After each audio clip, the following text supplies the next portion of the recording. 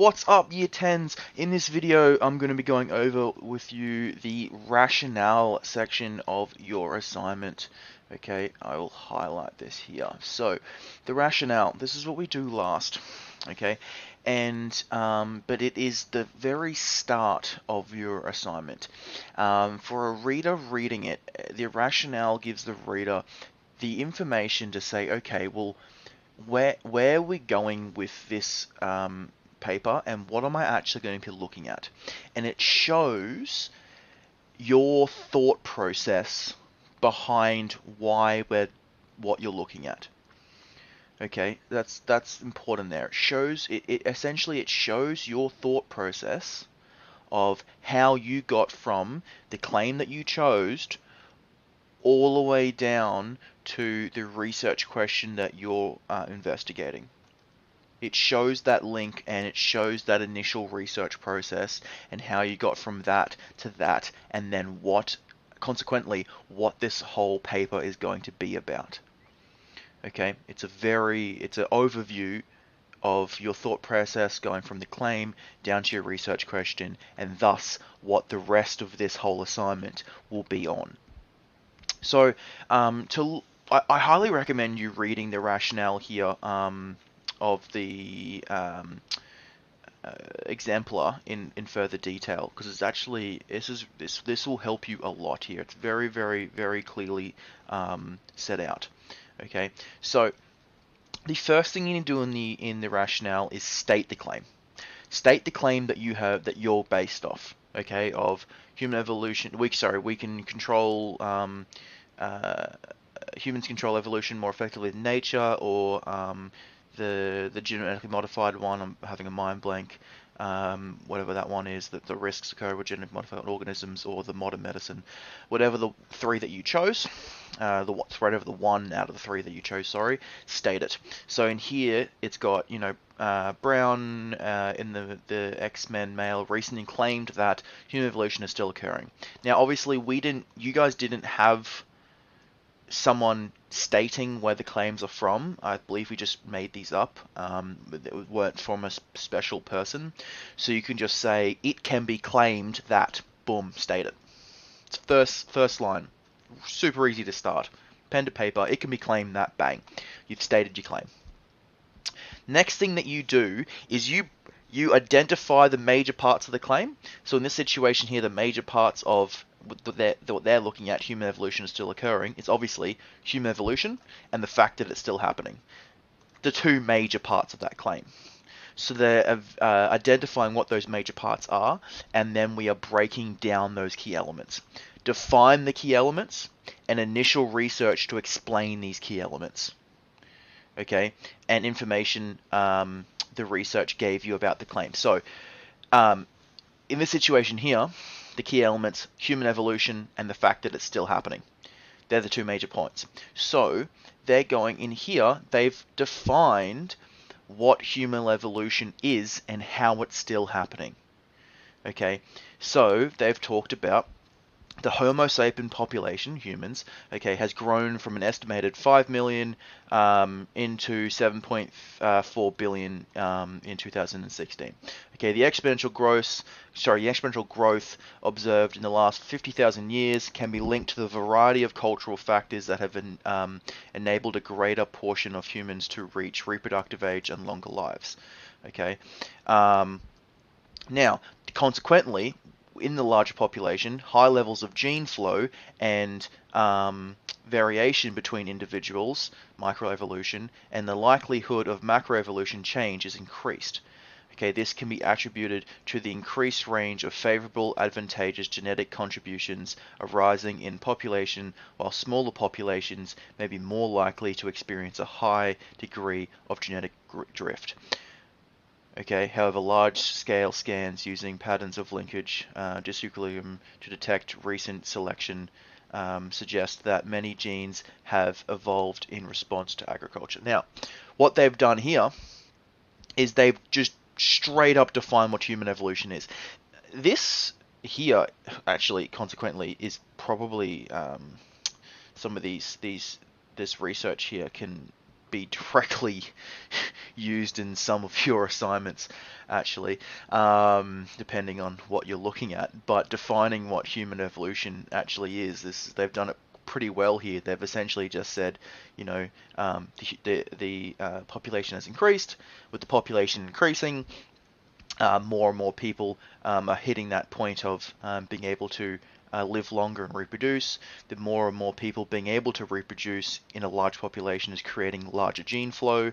Okay, larger gene flow, more people passing on the genetics is able to then this can be attributed to an increased range of favorable genetic combinations and outcomes from this population, and therefore drive evolution. Okay, so they've defined what human evolution actually is here. Okay, which is the key point of this claim. The next thing that they've done is they've stated the initial research question. So they've gone, okay, we haven't gotten to our final research question yet, but I'm going to break down this claim, human evolution is still occurring, and I'm going to think of a direction in which I can take this. So they've put in here the initial research question, and look at the language they've used. Consequently, with initial research, a broad question of does cultural practice drive human evolution was developed based on the initial claim.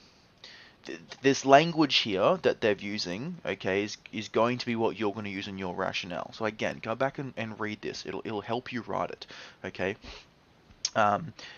Consequently, the initial research, the broad question of this, okay, was developed. So they've narrowed down human evolution is still occurring into, well, the initial question of does cultural practice drive human evolution?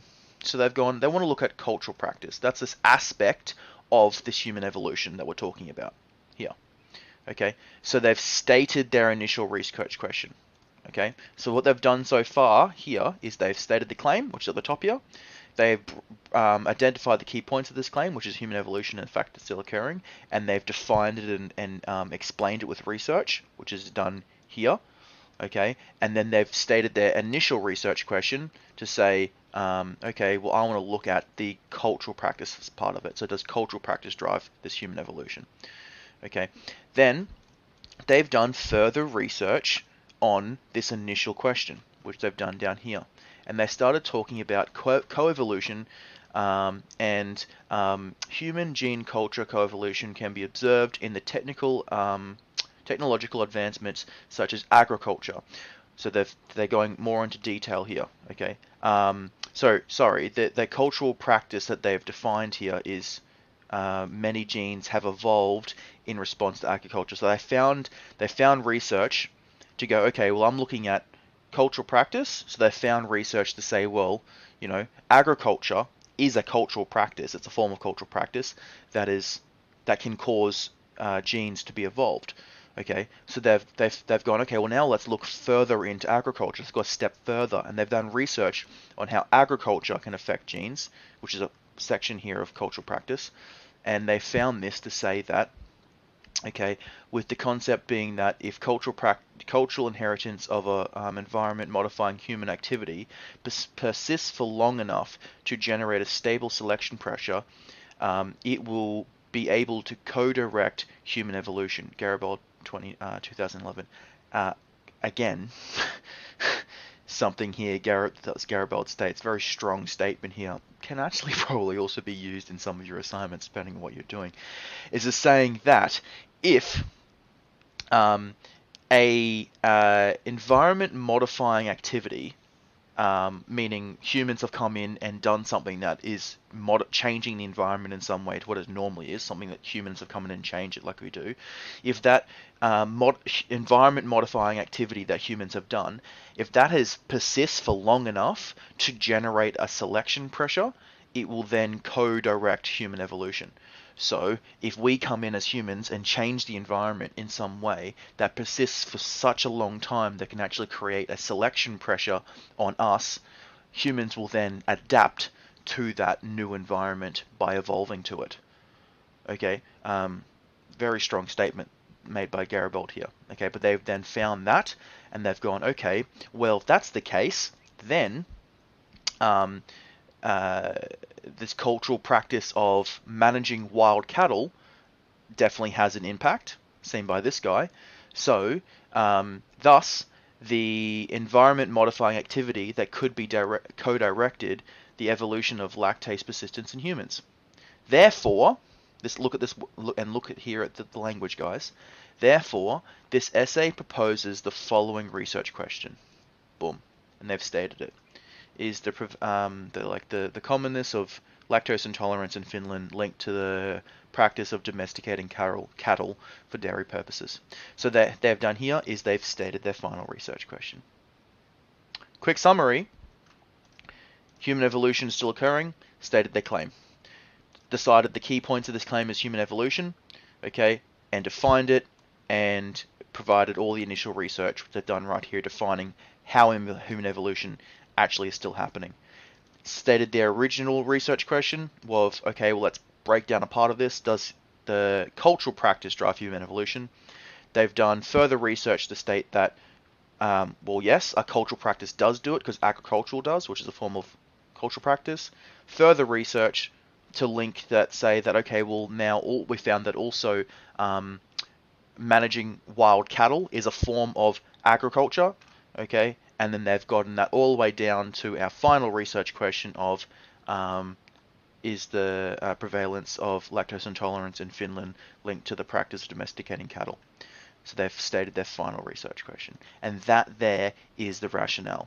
Okay, it's showing the link between the very broad human evolution is still occurring claim and your thought process as a student that's come in and written their assignment of how you have gotten from human evolution still occurring all the way down to this refined research question here.